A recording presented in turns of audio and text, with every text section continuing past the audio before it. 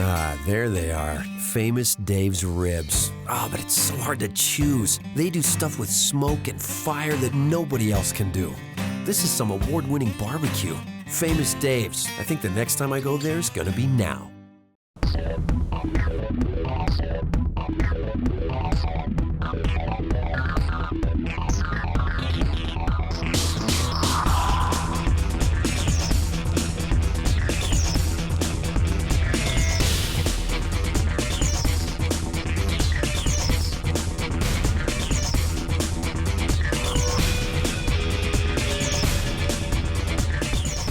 It has been one incredible week here in Grand Junction for the 2014 JUCO World Series. Alongside Kyle Stanley, I'm Phil Stafford. Thanks so much for joining us here on the JUCO Fall Windup, presented by Famous Dave's Barbecue. 177 teams across the nation start out the season in Division I junior college baseball. We only have maybe 2 or 3 at the end of tonight heading into Championship Friday. Iowa Western is one of those teams that you just expect to be there, and they will be there no matter how the day ended up turning out. But Midland is who they were playing for the winner's bracket game, and really Midland, second time in their team's history. But not only that, they've got a great story. They started out the season in league play 2-14, in last place for 5 weeks. So it's just incredible that they're even here. Let's go ahead and take you straight to the highlights.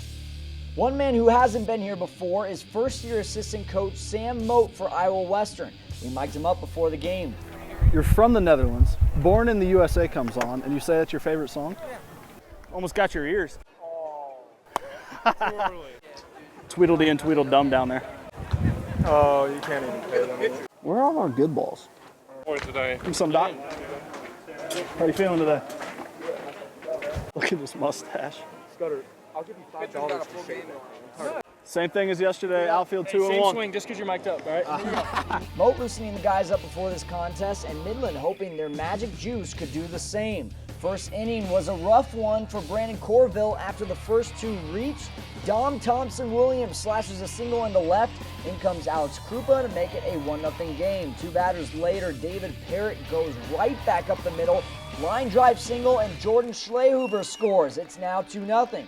4-run first inning followed by a first couple reaching in the second inning means the end of the line for Corville. Next comes Daniel Crooks, but he is greeted rudely as well. Schlehuber rocks one into right. 2 more runners cross home. It's now 6-0.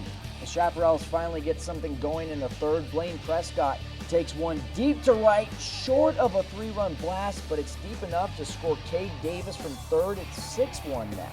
Meanwhile, Kevin Elder was on his game, or as Coach Mark Reardon calls him, John Candy. 10 Ks in 6 innings, gave up just 1 run on 8 hits. Now let's not forget about Jacob Sheldon Cullen from Australia, batting 9th, hasn't hit a home run all year until now. He even called his shot before the game, but still was praying for it to leave the park. I was blowing it out. I was praying that thing was going out, but no, fortunately it did. No, I couldn't have been more happy. He came up just short of a second yak later in the game, but Iowa Western continues the streak.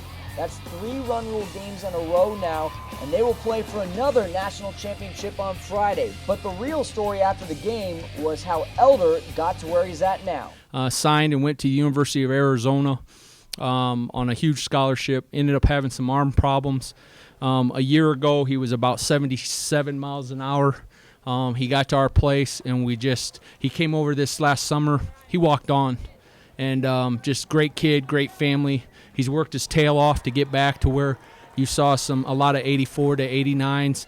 Worked my tail off, like you said, this last year, just to try to be able to even pitch. I was happy just coming out of the pen, doing whatever he asked for me to do. And then he just asked me to start tonight and just did my best. I don't want to be that guy that cried on TV. But, yeah, it's just it's a special group of kids. And what they've done, for our institution and for our program, what the Chris Shaws and the Caleb Kodeckers and the Thomas, all the sophomores, the Daniel Vargas, all those kids, they're just great people. And if I had a business, I'd hire any of the 35 that were in our program this year because they're winners. After Wednesday's win, the Spartanburg players mentioned they'd like a rematch with Miami-Dade, so Coach Wallace and the Pioneers get their shot to knock off the Sharks. There was already some competition before the first pitch was even thrown. This is what the kids call a national anthem standoff. Both sides trying to outlast the other in their stance from the national anthem. Great effort on both sides, so I guess we'll count it as a tie. There's no doubt both teams can smack the ball, but you have to love flashing the leather like Matt White. Are you kidding me? The play of the tournament thus far. Leadoff man Darren Seferina of Miami is smoking hot at the plate this tournament. Keeps swinging here in the top of the second. Scores Kevin Sipolkowski from third. And with 2 outs, the Sharks have a 4-0 lead. Right behind him, 2-hole hitter Kyle Carter punches the 1-0 offering to the left side. Seferina and Johnny Morales score. 6 runs in total for Miami, all with 2 outs on the board in the second. Quick flashback to Tuesday night. You may remember Nick Bateman hit an inside the Parker against Bling College, rounded the bases in just under 15.5 seconds. Well, everyone can say they've hit an inside the Parker in their lifetime, but as we get back to today's game, we have the clock running again, so something good must be happening. Bateman on his horse again at the turn. Looks to be a good speed, 15:47, the time beat from Tuesday. This one's going to be close, just a 1/10 of a second slower, but he still gets his second inside the Parker in 3 days. Sharks captain Mario Amaral will readily admit he doesn't have that kind of speed, but he still has 3 triples on the season. He huffs and puffs his way to third for his 4th triple and puts the Sharks in line for an early win by mercy rule. Starting pitcher Robert Evans takes care of the rest. Evans gives up 2 runs on 7 hits. He was pitching with a heavy heart after losing his father less than a month ago. His Sharks pick up the win, and Coach Danny Price couldn't be happier. It's incredible. It's every story I've ever told these guys since the first time we came together. I told them about everything. I told them about the drive from Denver to here. We've been through it 100 times. They saw everything I had told them. It's just an incredible thing.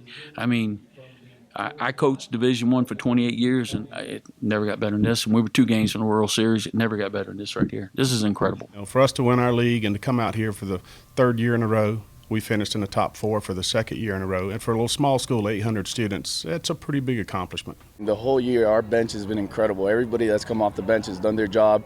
I mean, we haven't really had a set starting lineup the entire year, and every time somebody comes off the bench, they just manage to do a job, and Nick Bateman's one of the prime examples of that. Top play and top homer brought to you by Grand West Kia. He's a frequent flyer here on the Can't Miss Moments. Nick Bateman pulled off an inside the Parker on Tuesday, had a triple on Wednesday. The young man is hungry for more, pulls off his 2nd inside the park home run on Thursday. He's leading the tournament in homers with 2 inside the Parkers and 1 traditional. Top play now. Is there such a thing as a hole on the right side of the infield when Matt White is over there? This diving stop is proof of why White was one of just 24 selected to the JUCO national team this year.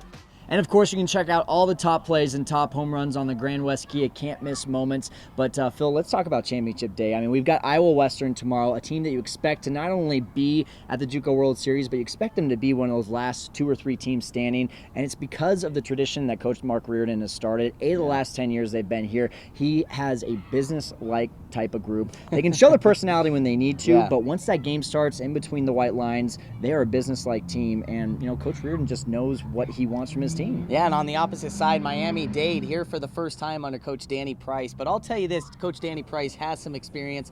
Worked at Florida International University for, I believe, 20-plus years. Went to the Division II College World Series. He knows how to get his guys ready.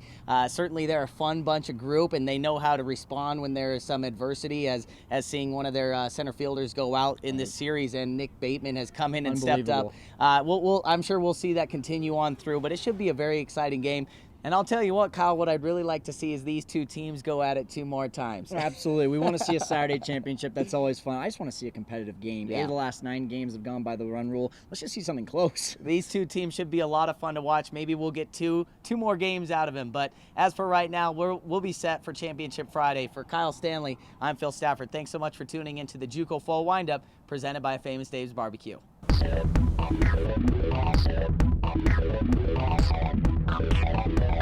Awesome.